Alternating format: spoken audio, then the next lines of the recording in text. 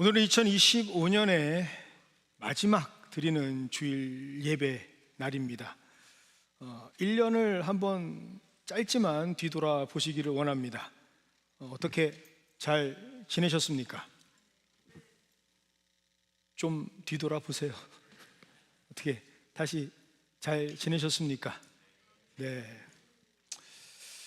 어떤 분들에게는 올해는 이보다 좋을 수가 없다라고 하는 하나님의 축복이 아주 가득한 한 해가 됐을 수도 있습니다.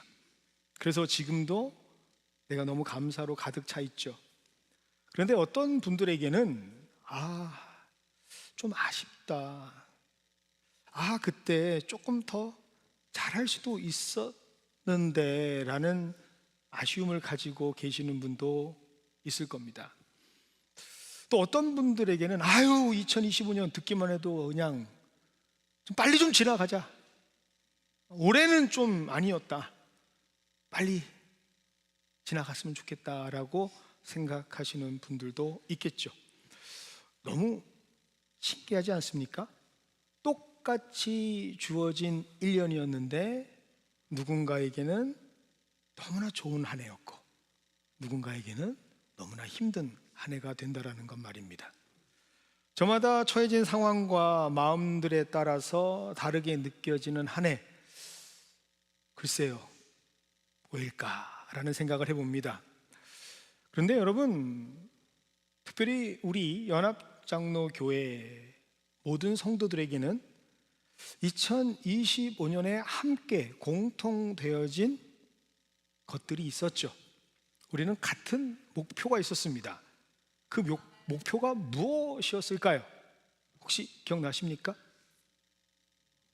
네, 또 웅성웅성 맞아요. 우리는 하나의 목표가 있었죠. 힘써 하나님을 알자라고 하는 목표가 우리에게 있었습니다. 그래서 그 목표를 위해서 우리는 모든 성도들이 함께 성경을 매일매일 읽었죠. 네, 저는 그렇게 믿고 싶어요. 특별히 새벽기도, 사실은 저희 교회가 월요일에는 새벽기도가 없었는데 2025년에는 그 한 날이라도 빠질 수가 없어서 월요일까지 모두 다 새벽기도로 여러분들에게 성경 안내서까지 다 보내드리면서 우리가 다 함께 성경을 읽었다고 저는 확신합니다.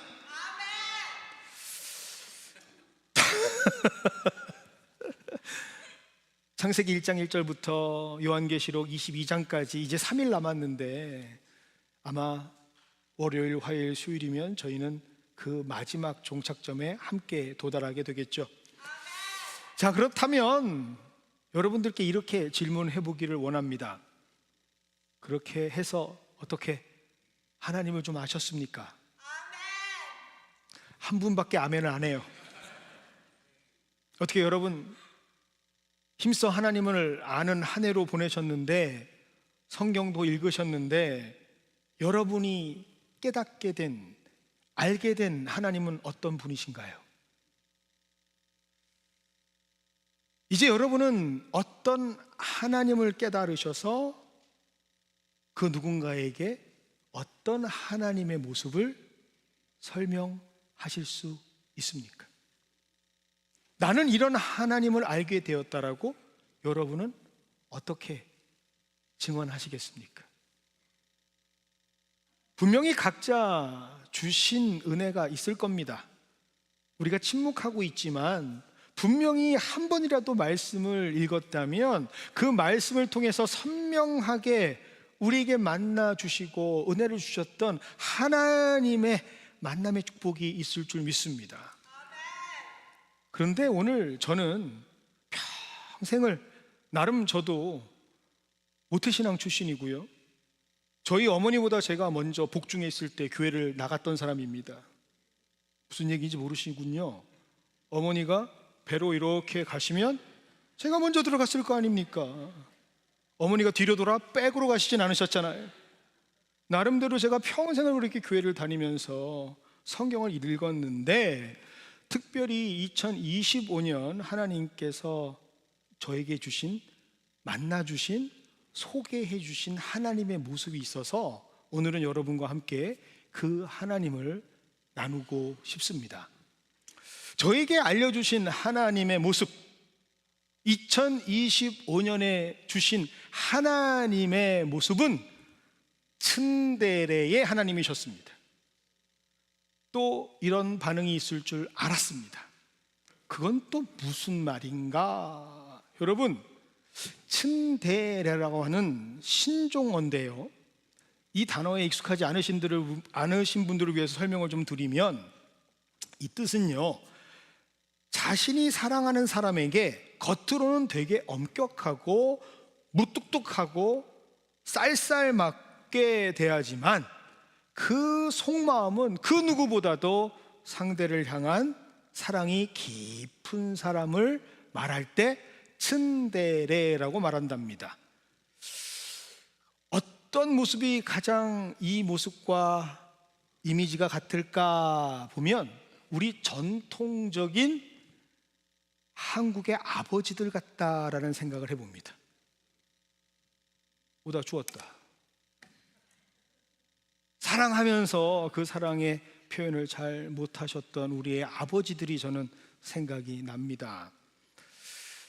그리고 이것을 가장 잘 드러내는 하나님의 본질, 하나님의 본성, 하나님의 본마음, 그것을 알려주고 있는 본문이 바로 오늘 우리가 읽었던 본문이 아닐까라는 생각을 해요. 작은 성경책이라고 하는 별명을 가지고 있는 이사야서. 그런데 이 이사야서에서도요, 사실은 두 장이 저는 가장 인상이 깊습니다. 여러분, 오늘 집에 가셔서 성경 함께 보시면 더 좋을 것 같은데요, 이사야서 5장과 이사야서 27장입니다. 저는 이 5장과 27장을 통해서 이런 하나님을 만났습니다. 여러분, 5장과 27장, 여러분이 성경책을 이렇게 들춰보시면 거기에 소제목이라고 기록이 되어 있는데, 뭐라고 기록되어 있냐면 포도원의 노래라고 기록이 되어 있을 겁니다. 그런데 5장의 내용과 27장의 내용이 좀 달라요. 먼저 5장의 내용을 함께 보도록 하겠습니다. 5장에서도요 2절, 3절, 4절, 5절을 보겠습니다. 제가 봉독해 올리겠습니다. 땅을 파서 돌을 제하고 극상품 포도나무를 심었도다. 그 중에 망대를 세웠고 또 그 안에 술틀을 팠도다. 좋은 포도 맺기를 바랐더니 들포도를 맺었도다. 예루살렘 주민과 유다 사람들아, 구하노니 이제 나와 내 포도원 사이에서 사례를 판단하라. 내가 내 포도원을 위하여 행한 것 외에 무엇을 더할 것이 있으랴. 내가 좋은 포도 맺기를 기다렸거늘 들포도를 맺음은 어찌 됨인고. 이제 내가 내 포도원에 어떻게 행할지를 너희에게 이르리라. 내가 그 울타리를 걷어 먹힘을 당하게 하며 그 담을 헐어 짓밟히게 할 것이요. 어떠세요, 여러분? 이사야서 5장의 말씀만 보면요, 이게 무슨 노래야? 라고 하실 겁니다. 오늘 말씀에 기록되어 있는 하나님은 굉장히 무섭고 두려운 하나님인 것처럼 느껴지잖아요. 특별히 5절의 말씀을 보면 그 울타리를 걷어서 먹힘을 당하게 하신다 하시고 그 담을 헐어서 짓밟히게 하신답니다. 아니, 도대체 무슨 일이 있어서 이런 하나님이 화가 나셨을까요? 근데 2절은 이렇게 기록하고 있습니다. 극상품 포도나무를 심었는데, 그리고 잘 자라게 하려고 망대도 세우고 슬틀도 미리 준비해 놨는데, 최선의 노력을 해서 다 가꾸었는데 결과는 뭐라고요? 들 포도를 내었다라고 말씀을 하십니다. 그래서 하나님이 잔뜩 화가 나신 거예요. 이것을 더 이해하기 위해서는 당시 상황을 좀 우리가 알아야 하는데요, 당시 이스라엘은요, 겉보기에는요 너무너무 최고의 시절을 보내고 있었습니다. 골든 에이지라 하죠. 황금 시절을 이들은 보내고 있었습니다. 예수님이 오시기 전에 한 8세기 정도 되는데 중반쯤에 국력은 거의 다 안정돼 있었고요. 국가의 모든 기반 사업은 너무너무나 번창하고 있었습니다. 이보다 더 좋을 수 없다 할 정도로 최고의 호황을 누리던 시대였습니다. 그러니 종교적인 상황까지도 덩달아 완벽해 보였겠죠. 성경에 기록되어 있는 것으로만 본다면 외형적으로는요, 가장 많은 제사가 드려졌고 가장 많은 제물들이 바쳐졌던 축복받은 나라의 시대처럼 보였던 것이 바로 이 시대였습니다. 그런데 진짜 문제는 뭐가 있었느냐? 그들의 마음, 그들의 중심, 그들의 심령이 하나님을 가장 소중하게 여기지는 않았습니다. 하나님은 그저 그들이 이루려고 하는 목적을 위한 수단일 뿐 하나님을 하나님처럼 사랑하지는 않았어요. 여러분, 이 말씀 잘 기억하세요. 하나님을 사랑하는데 하나님이 우리를 사랑하는 것처럼 사랑하지 않았단 말이에요. 이걸 하나님께서 보시고 오늘 이 두 단어를 비교해 주시는 거예요. 극상품 포도나무, 그 어떤 것과도 비교할 수 없는 너만을 위한 사랑을 내가 너에게 주었는데 들포도, 너희들은 그 사랑의 단물을 다 빨아먹고 이제는 시업 빠져서 사랑하는 척만 하고 있는 그 모습을 내게 열매로 맺고 있다라고 말씀을 하시는 겁니다.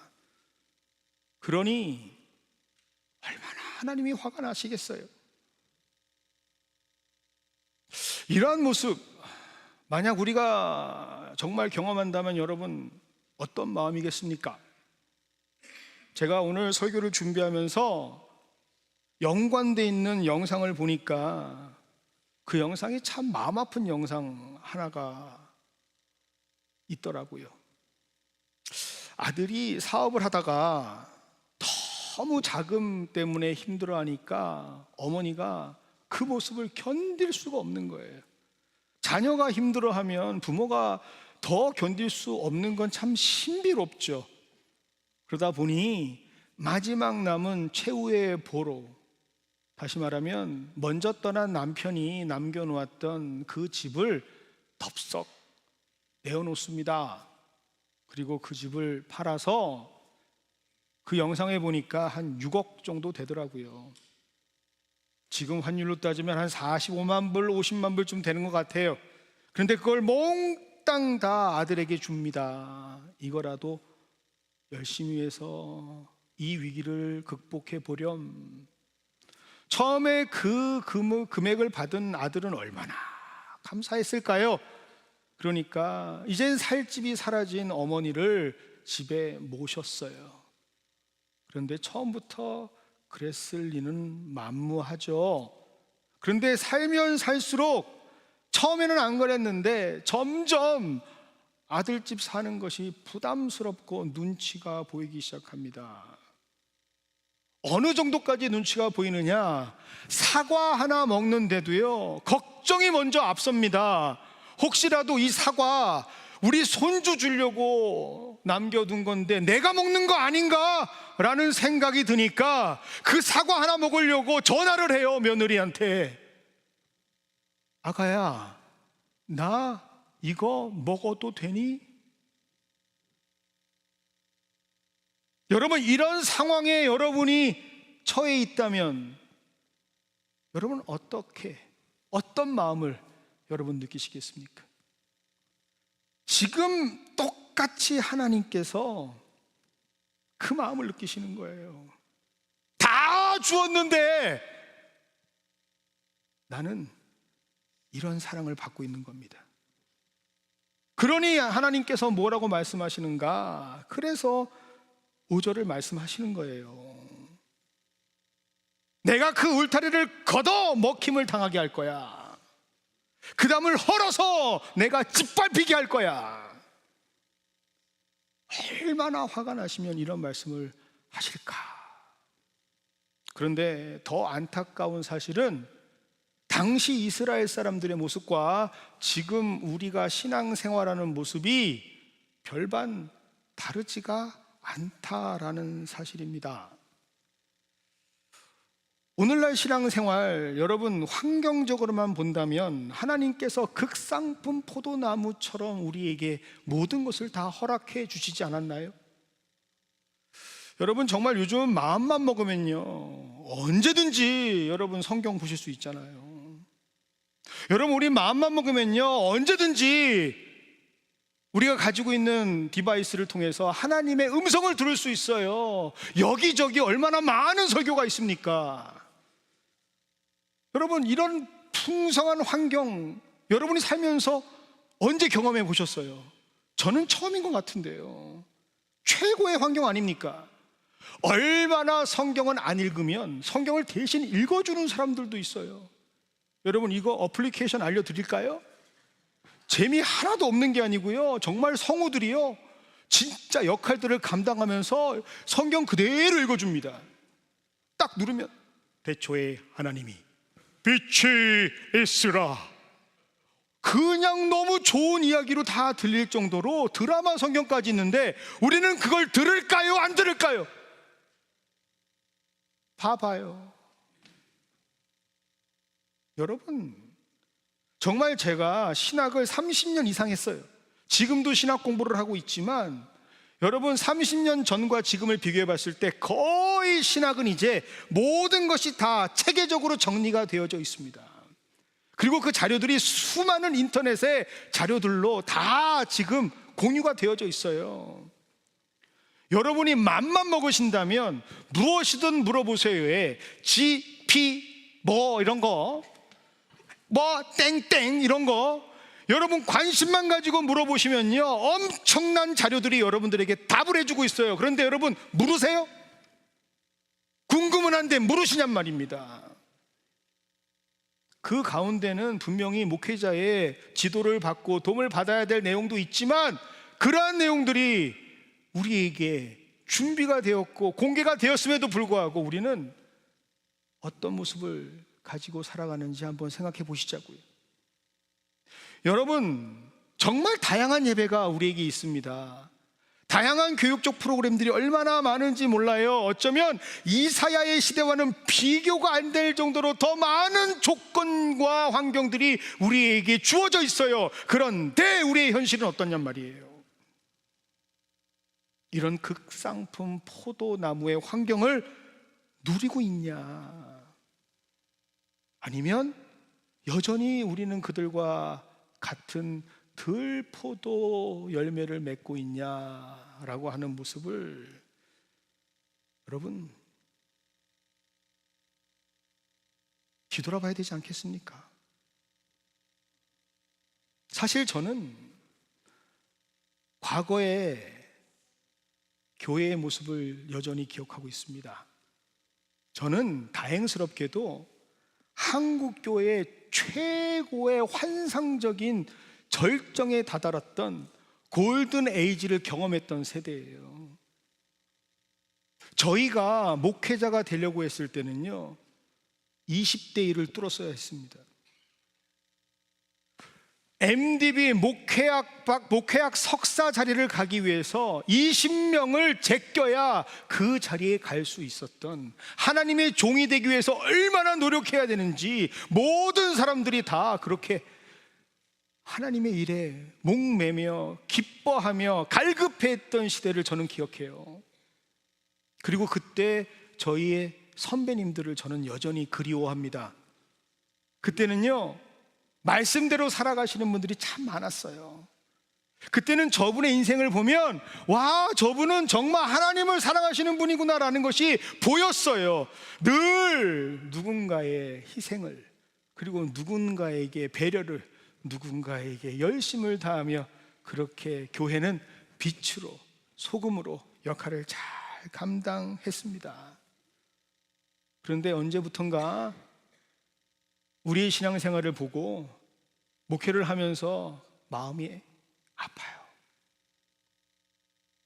점점 어두워져 가기도 합니다. 왜냐하면 성도들도 변해가기 때문이죠. 많은 현대의 성도들이 점점 자기 중심적이고 자기 편의적이고 극단적인 자기 주도적 편향성을 가지고 신앙생활이 아니라 종교 문화 생활을 하는 경우가 너무나 많아요. 그런데 말씀들은 얼마나 잘 아시는지 몰라요. 이런 이유가 있어서, 이런 생각이 있어서, 나는 이렇게 신학을 준비해서, 나는 이렇게 성경을 이해하기에. 그런데 그 내뱉는 말씀대로 살아가는 사람을 보기에는 너무나 힘든 세상에 살고 있습니다. 여러분, 무엇을 보면 그렇게 진단하고 판단할 수 있는 줄 아십니까? 삶의 열매를 보면 알 수밖에 없어요. 무엇에 더 관심이 많이 있는가, 관심을 갖고 있는가를 보면 명백하게 볼 수밖에 없습니다.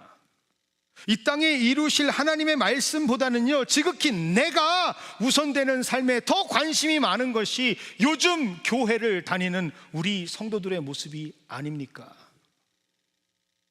현대에도 십자가는 있지만 여전히 그 십자가를 구성하고 있는 교회는 하나님보다는 내가 원하는 모습으로 살아가고 있지는 않습니까?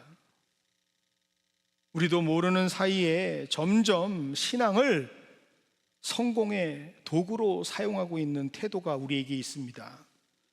하나님은 그저 축복을 제공해 주시는 분, 교회는 인맥의 네트워크, 신앙은 나의 심리적 안정제와 같은 삶을 살아가고 있죠. 여러분, 하나님은요, 우리에게 다시 찾아오셔서 너는 무엇을 믿느냐라고 묻지 않으세요. 하나님이 우리에게 물으시는 질문은요, 어떤 질문인가?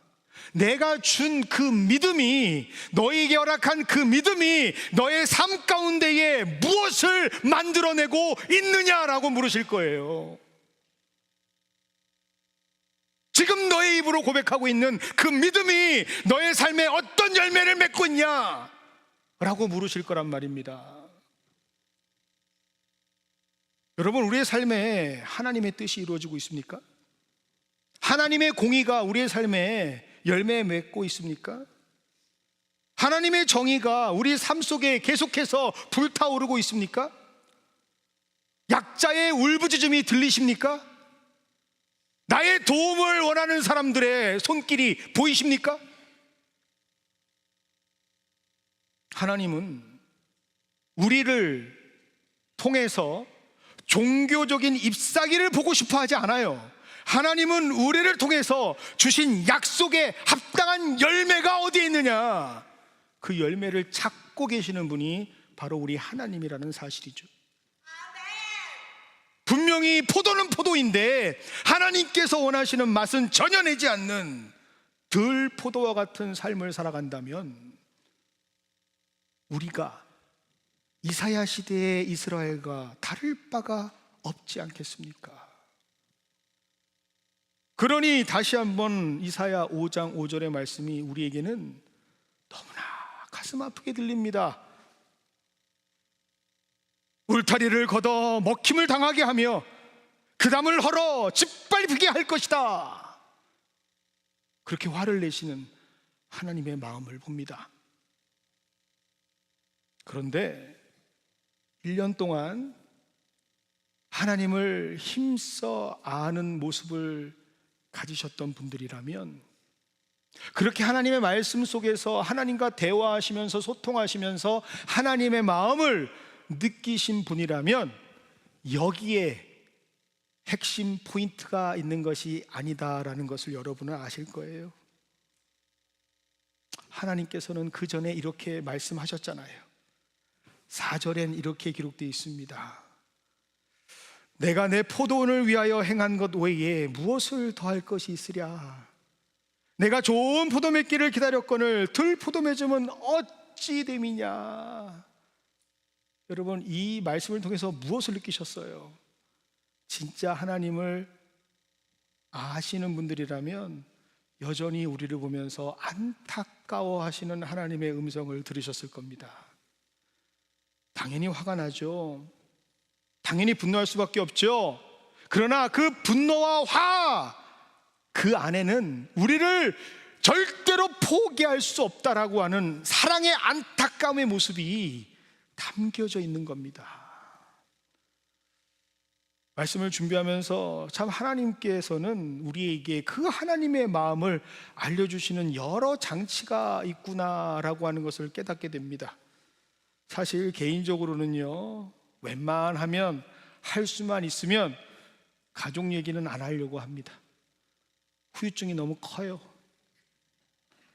그런데 안 할 수가 없어요. 왜요? 하나님께서 이 관계가 아니면 설명이 안 되도록 하시는데 어떡합니까? 여러분, 자녀 키우는 가정은 다 아실 것 아닙니까? 특별히 질풍노도의 시기 15세에서 18세까지 키우는 집은 더 잘 알 거 아닙니까?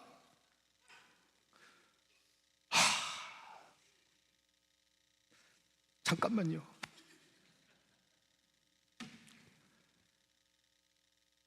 이걸 어떻게 하지? 볼 때마다 불뚝불뚝 솟아오는 이 분노를 어떻게 해야 되겠습니까? 안 한다고 했는 그 모습이 매일매일 반복되는 그 모습을 보면서 이게 네 집 자식이야, 어디서 저런 게 튀어나왔지? 배 아파 났는데, 저는 배 아파 났진 않았지만 하루에도 몇 번씩이나 저 단전 밑에서부터 올라오는 그 치밀어 오르는 분노를 여러분 어떻게 감당하십니까? 그런데 그럼에도 불구하고 밤만 되면 침대에 누워있는 그 녀석의 얼굴을 보면서 그래도 기도하러 가는 저를 보면 새낀 걸 어떡합니까? 여러분은 안 그러세요? 아내도 마찬가지 아닙니까? 이거 바꿔버릴까? 그러나 바꿔본 사람의 이야기를 들어보니 바꿔봐야 별 볼 일 없답니다. 내 남편도 마찬가지 아닙니까? 어이구, 저 남의 남편, 맨날 남의 편. 그런데 그럼에도 불구하고 우리는 그들을 향한 안타까움이 있잖아요. 그 사랑은 꺼지지 않잖아요. 그래서 하나님께서는 이사야서 5장에서 마무리하는 것이 아니라 이사야 27장에서 다시 한번 우리에게 하나님 마음을 보여주십니다. 그것이 바로 오늘 본문 말씀이죠. 27장 2절입니다. 그날에 너희는 아름다운 포도원을 두고 노래를 부를지어다. 결국 하나님은 우리를 어떻게 하시겠다고요? 우리가 노래할 수 있는 자가 되게 하시겠답니다. 그리고 그 노래할 수 있는 자가 되기 위해서 아름다운 포도원으로 우리를 다시 회복시키겠다라고 하나님은 말씀하세요. 그리고 정말 구체적으로 어떻게 그러면 회복시키실 건데요? 라고 물을 수도 있는 우리들에게 하나님께서는 그 치밀하신 방법까지, 회복의 방법까지 알려주시는데 그것이 바로 27장 3절의 말씀입니다. 나 여호와는 포도원지기가 되어서 때때로 물을 주고 밤낮으로 간수하면서 아무든지 너희들을 해치지 못하게 지킬 거야 라고 하나님께서 말씀하십니다. 기꺼이 내가 너희들의 포도원지기가 되어줄게. 내가 수시로 너희들에게 생명의 물을 공급해 줄게. 밤낮으로 지키면서 간수할게. 그게 너희를 향한 내 마음이야. 그렇게 하나님께서 또 말씀하십니다. 여러분, 왜 이렇게 말씀하실까요? 왜? 그것은 바로 우리가 아무리 힘들어도 사랑하는 자녀를 포기할 수 없는 것처럼 자녀된 우리를 하나님께서는 절대로 포기하실 수가 없기 때문입니다. 그러면서 우리에게 고백하고 계십니다. 오늘 본문은 우리가 함께 읽질 않았는데요, 여러분 시간이 되시면 꼭 이 이사야서 27장 4절은 별표를 치시고 보시면 좋을 것 같습니다. 이렇게 기록되어 있습니다. 나는 포도원에 대하여 노함이 없다라고 말이죠. 여러분, 하나님께서 이렇게 말씀하신 이유가 뭔지 아세요? 내가 분노하는 것은 포도원, 즉 너 포도가 아니야. 내가 정말로 참을 수 없는 거, 내가 정말로 미워하고 끝까지 뽑아버리기 원하는 것은 원래 극상품 포도로 심었던 너희들을 덜 포도 되게 만드는 그 죄란 말이야. 그 죄, 나의 뜻에 대적하는 그 죄의 찔레, 그 죄의 가시를 내가 제하길 원하는 것이야. 그렇게 하나님께서는 우리에게 선포하시는 겁니다. 이 하나님의 본심을 깨닫는 우리 모두가 되기를 원합니다. 여러분, 하나님은요 우리를 싫어하지 않아요. 하나님은요 우리의 죄를 미워하시는 거지 우리를 미워하시는 게 아니란 말입니다. 하나님이 원하시는 건요 우리와의 화평이고 우리와의 연합이지, 우리가 파멸당하고 정죄당하고 응징당하고 죽음에 이르는 것을 하나님께서 원하지 않으신단 말입니다. 진정으로 하나님께서 원하시는 건 무엇일까요? 그래서 하나님은요 우리의 회복을 원하신단 말입니다. 여러분, 회복은 언제부터 시작될까요? 언제 회복될까요? 언제 관계가 회복될까요? 많은 사람들은 보통 이렇게 말합니다. 네가 잘할 때, 네가 달라질 때, 네가 상황이 나아질 때, 그때 회복되는 거야. 네가 정신 차릴 때, 그렇게 말을 합니다. 그러나 성경은 그렇게 얘기하지 않아요. 성경은 언제 회복이 시작되는 줄 아십니까? 실패 그 다음 챕터가 바로 회복이에요. 그래서 하나님께서는 5장만 주신 게 아니라 27장을 우리에게 같이 주신 거죠. 포도원이 다시 노래할 수 있는 이유요? 여러분, 포도들이 바뀌어서 그렇습니까? 포도원이 뭔가 변화했기 때문에 그들이 노래할 수 있다고 하십니까? 아니요, 절대 그렇지 않아요. 하나님이 포도원을 포기하지 않으셨기 때문에 그들은 회복할 수 있는 겁니다. 하나님은요 실패를 보시고 떠나시는 분이 아니에요. 하나님은 실패를 통해서 오히려 다시 부르시고 회복시켜 주시는 분이 우리 하나님이십니다. 심판을 그럼에도 불구하고 하나님께서는 징계하시는 이유는 뭘까? 그렇다면 하나님께서는 왜 우리에게 심판을 말씀하시는 걸까? 여러분, 잘 들으셔야 돼요. 그것은 우리와의 관계를 종료하려고 하시는 것이 아니라 오히려 회복시키기 위해서, 하나님이 아픈데 너무나 슬프고 괴로운데 그 과정을 하나님께서 겪게 만드시는 거예요. 오늘 그래서 우리가 영상을 보게 된 겁니다. 여러분, 어떤 영상 보셨는지 기억하세요? 예전에 경기도 지사를 했던 남경필 의원, 그리고 그의 아들에 관한 영상이었습니다. 여러분, 장남은요 조기 유학을 왔어요, 미국에. 그런데 조기 유학을 와서 잘못된 사람을 만납니다. 그리고 나서 무려 16년 동안이나 약에 빠져 살아요. 그래서 필로폰 투약 혐의로 징역 2년 6개월을 선고받고요, 실제로 그렇게 복역을 합니다. 그런데 이 일을 만든 사람이 누군지 아세요? 바로 그를 가장 사랑하는 아버지 남경필 의원이었습니다. 아버지가 직접 신고를 했어요. 이제 우리의 노력으로는 더 이상 불가능합니다. 이제는 더 이상 어떠한 우리의 노력으로도 불가능하니 국가가 도와주시기를 원합니다 라고 아버지가 아들을 그렇게 고발을 합니다. 왜요? 그렇게 하지 않으면 아들은 약에서 헤어나올 수가 없어요. 그 시간을 지나지 않으면 아들은 여전히 약을 위해 살아가는 존재가 됩니다. 얼마나 심했으면 국내에서 약을 못 구하면 중동까지, 중동에서 못 구하면 북아프리카까지, 북아프리카에서 못 구하면 유럽까지 가서 16년 동안 계속 그렇게 약을 맞으며 살아요. 이걸 끌어내야 되는데 끌어내지 못하면 죽는데, 그래서 아들을 감옥으로 보내는 겁니다. 그런데 여러분, 영상에서 보셨어요? 출소하고 났을 때 아버지와 아들의 만남을, 아버지는 두 팔 벌려 아들을 기다리고 있었고, 아들은 자기를 신고한 아버지에게 달려가서 그 품에 안깁니다. 그리고 지난 성탄절, 예전에는 그저 전 경기도지사 남경필의 아들이라고만 나왔던 그의 이름을 당당하게 밝힙니다. 자신의 얼굴도 밝히면서 이렇게 말합니다.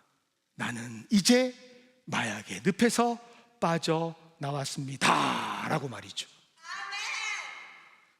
사랑하는 성도 여러분,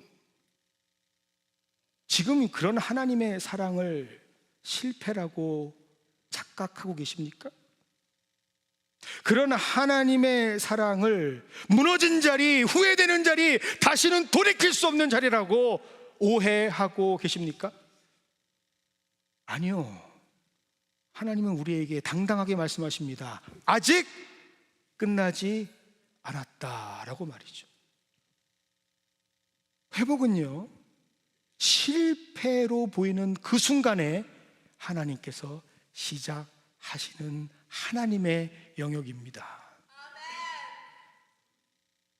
회복에 대해서 가장 큰 오해를 하고 있는 사람들은 어떤 생각을 가지고 있는 사람들이냐? 내가 이제 잘해야지, 내가 이제 열심히 해야지 라고 생각하는 사람들이에요. 그런데요, 하나님은 그것과는 전혀 다른 방식으로 우리에게 27장을 선포하십니다. 나 여호와가 포도원직이야. 하나님은 자신을 주인이라고 말씀하지 않으셨어요. 하나님은 스스로가 직이 곧 너를 지키는 자라고 라고 말씀하십니다. 이 말은 무슨 말이냐? 내가 널 책임지겠다라고 하는 말씀이에요. 그리고 그 다음부터 절대로 그 포도원을 그 누구에게 맡기지 않습니다. 하나님의 장중에 붙드시고 직접 관리하시고 밤낮 간수하십니다. 그 이유는 뭔지 아세요?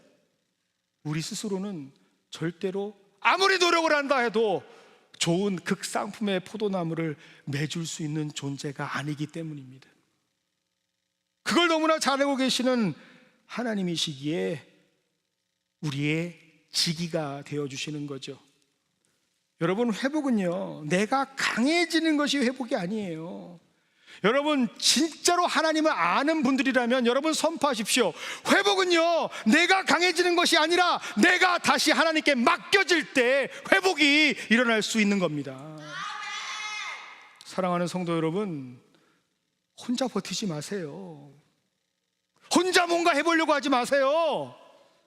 믿음으로 포장된 자기 책임을 다하면서, 기도하고 싶지 않으면서 기도해야 된다는 위선 떨면서, 이미 하나님도 없이 살아가면서 입으로는 하나님 없이는 안 된다는 거짓말하지 말란 말이에요. 그때 하나님께서 우리에게 뭐라고 말씀하시는 줄 아십니까? 하나님이 우리에게 이렇게 물으실 것 같아요. 그래? 정말? 어디 한번 잘하나 보자. 하나님 이렇게 말씀하시지 않아요. 하나님은 너의 옆자리, 그 자리 나를 위해 좀 비워둘 수는 없겠니? 라고 말씀하시죠. 회복은 그 순간부터 시작되는 겁니다. 그리고 여러분, 이 회복이 단 한 번의 순간으로 끝나지 않아요. 어떤 사람들은 회복을 원타임 이벤트라고 생각을 합니다. 아니요, 여러분 꼭 기억하세요. 회복은요, 은혜가 계속해서 지속되어야 회복이 될 수 있는 겁니다. 여러분, 다시 한번 3절 보겠습니다. 여기 3절에 이렇게 기록되어 있습니다. 때때로 물을 주며. 제가 한국 성경 너무나 사랑하는데요, 안타까운 게 바로 여기에요. 성경의 원어의 모습을 제대로 전하지 못하고요, 조금 다른 의미로 오해될 수 있도록 적어 놓았어요.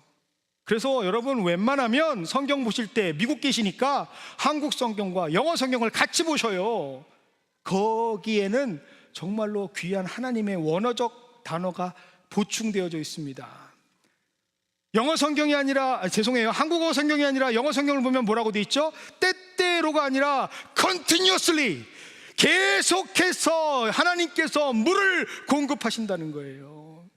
끊이지 않고 말씀으로, 성령으로, 그리고 하나님께서 우리에게 주신 믿음의 공동체, 사랑의 공동체, 가정과 교회를 통해서 끊임없이 우리에게 은혜를, 회복을 공급해 주신다라고 말씀하시는 거예요.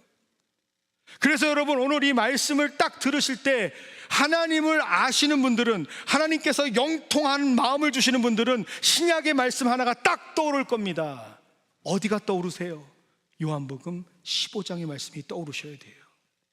요한복음 15장에 이렇게 말씀하시지 않습니까? 나의 안에 거하라. 회복의 비결은 열심을 내는 게 아니에요. 회복의 핵심은 주님 안에 거하는 겁니다. 우리는 주께 붙어 있을 때 열매를 맺을 수 있는 존재들이에요. 내가 노력을 하고 내가 열심을 갖는다고 나무에 과실을 맺는 것이 아니라 주께 붙어 있을 때만 우리는 주님께서 열매를 맺게 하시는 그 은혜 가운데에 회복을 받을 수 있는 사람들이다라는 사실을 여러분 꼭 기억하십시오. 많은 분들이 그래서 이걸 몰라 예전에 받았던 은혜에만 집중하는 경우가 있습니다. 나 옛날에 은혜 받았었어, 그리고 그 은혜가 계속해서 내게 있다라고 착각을 하시는 것 같아요. 그런데 여러분 꼭 기억하십시오. 내가 오늘을 살아가기 위해서는 오늘 주시는 은혜가 필요한 거예요. 내가 지금 그때그때 주시는 하나님이 공급하시는 은혜가 없이는 내가 회복될 수가 없어요. 그러니 회복은 과거형이 아니라 현재 진행형이라고 하는 사실을 꼭 기억하시는 우리 모두가 되기를 원합니다.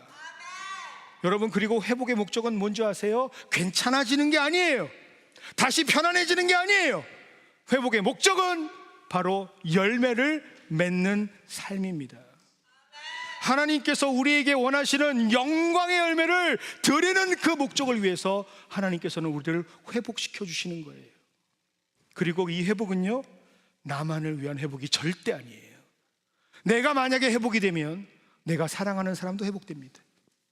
내가 사랑하는 사람이 회복되면 나의 공동체가 회복이 됩니다. 아내가 회복되면 남편이 회복되고, 남편이 회복되면 자녀가 회복되고, 자녀가 회복될 때 모든 가정이 회복이 되는 거예요. 그래서 오늘 기가 막힌 말씀으로 하나님께서 말씀하십니다. 노래 이름이 뭐라 그랬죠? 포도원의 노래라고. 포도의 노래라고 말하지 않아요. 포도원의 노래라고 말씀하시는 거예요. 이러한 회복된 삶의 주인공들이 바로 우리가 되기를 원합니다.